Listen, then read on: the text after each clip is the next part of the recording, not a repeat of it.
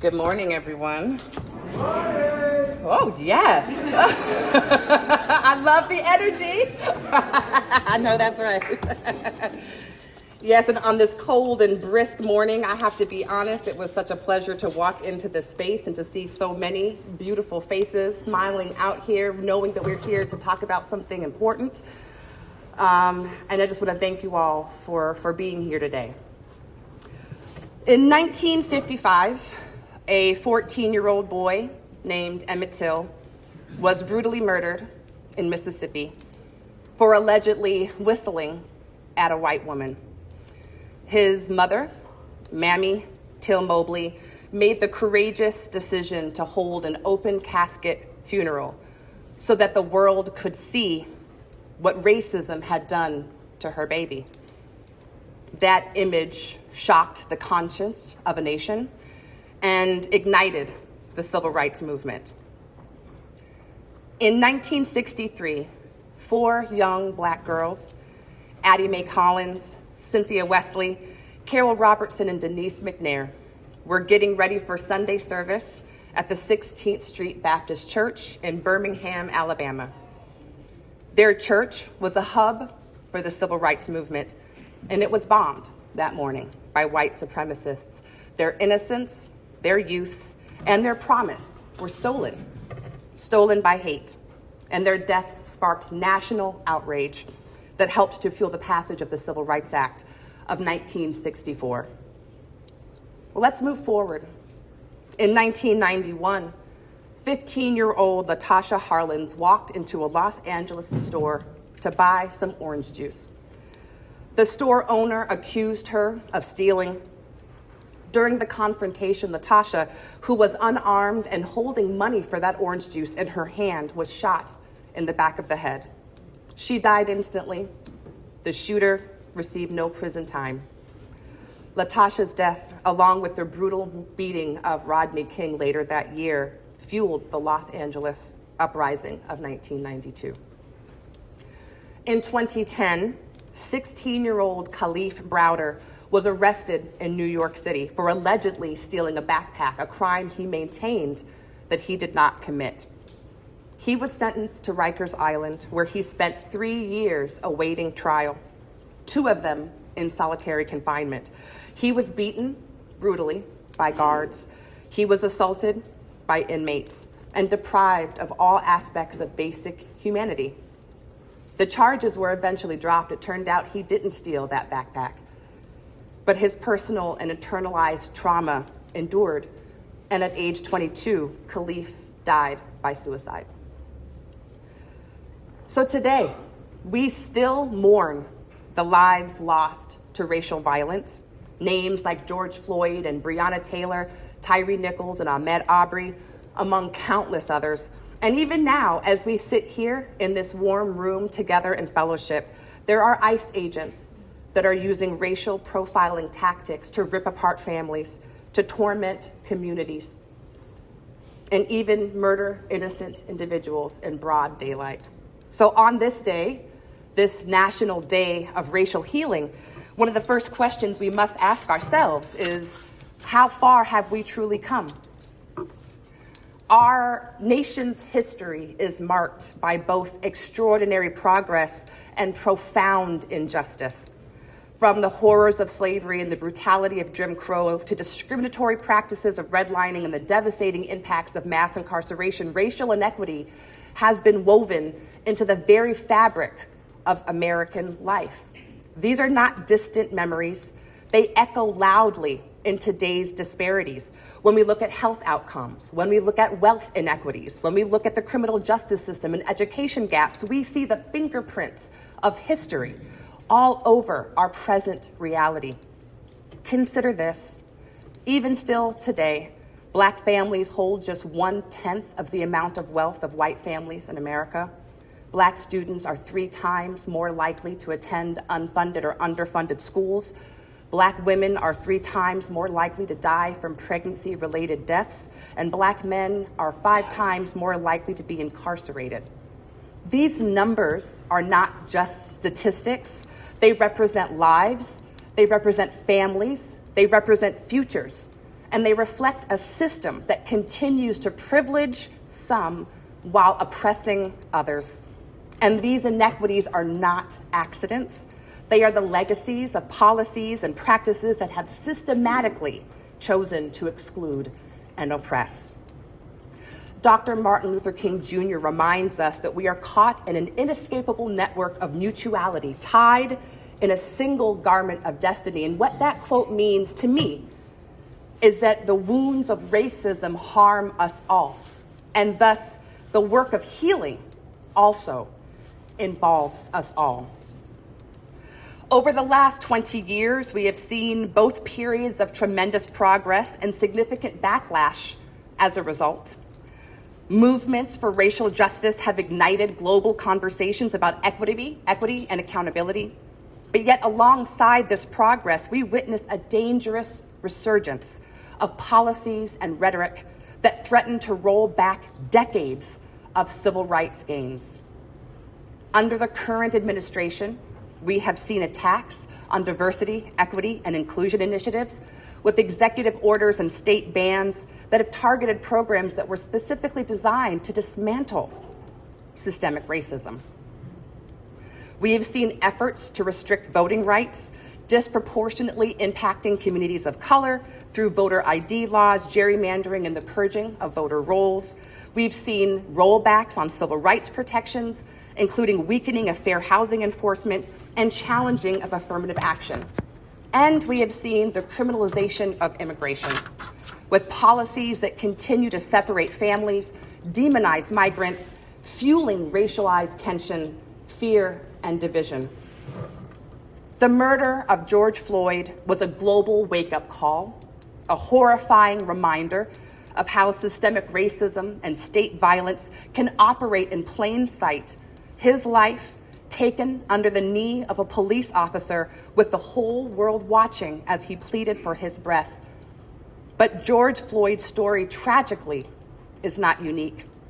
Consider Renee Good, a white woman that was shot in the face 3 times by ICE in Minnesota. Her death underscores that racialized violence is not confined to policing in Black communities. It extends to immigrant and allied communities where fear and dehumanization can lead to deadly consequences. Both George Floyd, Renee Good, and countless others are victims of systems that prioritize control over compassion, punishment over humanity.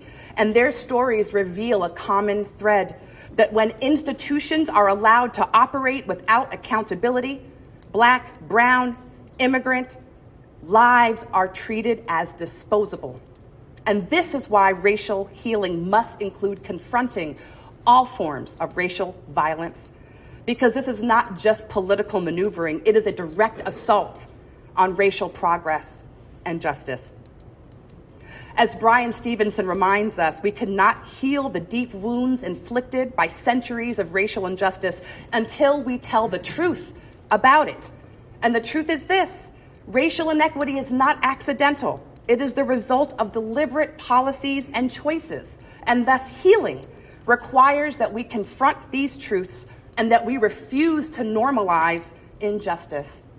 And y'all, there are many of us who have been normalizing the injustices that are happening in our country right now. Inequity has become so deep, so interwoven into our lives that for some of us, it's difficult to even recognize it when it is staring us in the face. And there is nothing normal about what is happening in our society right now. So what can we do? We have to remember the importance of healing. But racial healing is not just about reconciliation. It's about creating systems where equity becomes the norm, not the exception. It means actively working to dismantle structures that perpetuate harm and building and rebuilding communities that are rooted in justice and in compassion. Healing requires more than just words. It also demands action. It means transforming policies that continue to uphold inequity, challenging narratives that normalize oppression, and ensuring that every person has access to opportunity and dignity. Healing also means that we refuse to accept unjust realities as inevitable. It requires that we recognize we as a community have the power to create schools where every child thrives, to create healthcare systems that serve all equitably, and workplaces where diversity can be celebrated and not attacked. And as we talk about racial healing, it's also important for us to recognize that institutions, just like individuals, must also confront their histories and take deliberate steps towards equity. The University of Pittsburgh School of Social Work has been working very hard to do this. One step with the Center on Race on Social Problems being the first center of its type to unapologetically center issues around race through our research, exposing disparities in health and education and justice and economics, providing much needed data to drive policy change. The School of Social Work has also integrated anti-racist frameworks into our curricula to ensure that future social workers that graduate from Pitt are equipped to challenge systemic oppression in our societies. We host racial justice dialogues and community forums and speaker series to create spaces for truth-telling and for reconciliation. And beyond education, Pitt has taken action. We partner with many of the amazing organizations in this room to address racial disparities head-on, to advocate for equity-focused policies, to support scholarships for underrepresented students, and these efforts reflect a commitment to dismantling structures of harm and building systems that are rooted in justice and in compassion. And so on this day, on this National Day of Racial Healing, we are one of only 3 events that are community facing in the state of Pennsylvania. And I am proud that we are one of them. And I am proud to see so many of you out here in the audience to create this important space with us. Because healing is not easy, but it is possible when there is courage, accountability, and sustained action. And there is certainly more that needs to be done. We are far away from our goals, but I know that we can get there together. So what are some things that we can do? I have a few action steps that I'd like for us to think about as we work together today, as we dialogue today. What can we do as we leave here as individuals? Well, please continue to work on educating yourself and others. Learning about the history of racial injustice is the foundation for change. This means going beyond what we've learned in school and really seeking out full truths about our history, about slavery, Jim Crow, redlining, mass incarceration, and how these systems are impacting today's disparities, how the residual impacts are continuing to be experienced in our communities among the people that we care about. Read books, The Next Jim Crow by Michelle Alexander or Stamped from the Beginning by Ibram Kendi. Attend local workshops and webinars on racial equity. And the most important piece about this is to share what you learn. Talk about these things that you're finding out. Talk about your experiences with your friends, your colleagues, your family, because education sparks dialogue and dialogue sparks change. But those dialogues have to be honest. It's important that for healing that we are engaging in courageous conversations, and that can sometimes be hard. But we have to create spaces where people can speak openly about race, about privilege, and about bias without fear, and be able to listen deeply and to resist defensiveness. That's key. So you can do this also on your own. You could host racial healing circles in your community or in your workplace. You could join organizations like the YWCA's Racial Justice Program or their Truth, Racial Healing, and Transformation initiatives. And when someone shares their experience of racism, believe them, validate their truth instead of explaining it away. Because this really is the foundation of building trust. And what I have learned is that change really moves at the speed of trust. And so we have to find ways to connect and learn how to trust and dialogue with one another. And education and dialogue are powerful, but they must lead to action. And advocacy in this space means using your voice, your vote, and your influence to actively dismantle systemic barriers. Support policies that expand voting rights and oppose voter suppression laws. Push for equitable funding in schools and healthcare systems. Volunteer in local racial justice organizations. Donate to causes that fight systemic racism. Chris accepts donations as well. And speak up in your workplace. Challenge hiring practices that lack diversity and advocate for inclusive leadership, because Angela Davis told us that it's not enough to be not racist. We have to be what? Anti-racist, ashe. And the last bit here is that we have to think about envisioning a just and equitable future. Before we can build a more equitable society, we have to first imagine what that could look like. Social transformation truly begins with collective visioning, believing that justice is possible, and committing to the continuous work that is needed to make that vision become a reality. Envisioning a just future is not abstract. It is a radical act of hope, of strategy, and of responsibility. So create spaces for collective imagination. Host classroom, community, or workplace visioning circles where people can articulate what an equitable future looks like and what systems must change for us to be able to achieve it. Center all voices when future building. Ensure that Black, Indigenous, Latino, Hispanic, and other historically excluded communities are able to lead those conversations about what justice could and should look like. Support initiatives that are rooted in equity and innovation. Back programs that promote culturally grounded healthcare, community-owned food programs, and equitable economic development. And align your daily choices with the future that you want to build, from how you lead your meetings to where you invest your time, your money, your influence. Act in ways that reflect the future that you envision for our city. And celebrate progress and possibility. We must uplift the stories of resilience, of community power, and of structural change, because these are reminders for us that this future that we envision is achievable. So where can we go from here? I mean, it's difficult sometimes for me because if I'm honest with you all, I'm angry right now. I'm angry every day. And I've tried to get up and go to work and do all of the things that we have to do because we have to keep going. We have responsibilities to our communities, to our families. And this is something that I talk to myself about as my own personal affirmation, so I want to share it with you because it helps.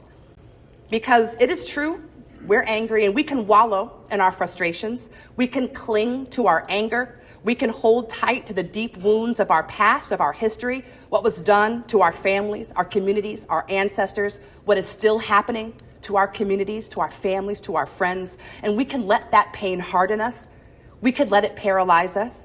We can let it convince us that the struggle is too heavy and that the mountain is too high. But hear me clearly today, that is not who we are. We are the descendants of people who survived the unimaginable. We are the children of resilience, of brilliance, and unshakable spirit. And because of that, we must choose differently. So let us choose to heal. Let us choose to unite. Let us choose to fight back, not with despair, but with determination, not with fear, but with fire, not with division, but with unstoppable collective power, because we are strong together.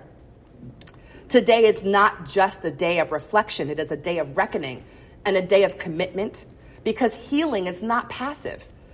Healing is not quiet, and it is not comfortable. Healing demands courage. Healing demands truth. And healing demands that we transform systems and that we're willing to transform ourselves. So let us leave this space today refusing to settle for symbolism when what we need is structural change.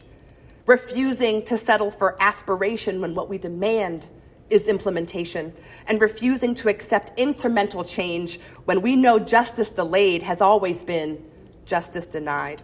And let us remember that we can and we will overcome. And we say this not as a slogan, but as a historical truth, because time and time again, progress has come in the face of multiple forces that were determined to stop it. We have been here before, but we have made it through.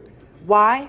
Because of people. People fought back, people marched, people used their voice, people organized, sacrificed, strategized, and refused to give up. Change happened because ordinary people became extraordinary in the face of injustice. And guess what, y'all? We have to be those people. We are those people now. This is our moment to lead, our moment to rise, our moment to build a future where equity is not a dream deferred, but a promise delivered, a future where justice is non-negotiable, a future where every person can live with dignity, safety, and opportunity. So together, we will heal, we will rise, and we will overcome, not by waiting for someone else to come and fix the world, but by stepping into our power and transforming it ourselves. The time for hesitation, silence, and passive hope is over. The time for action is now. And the time for healing is now. And that healing, that transformation starts today. It starts in this room, and it starts with each one of us right now. Thank you so much.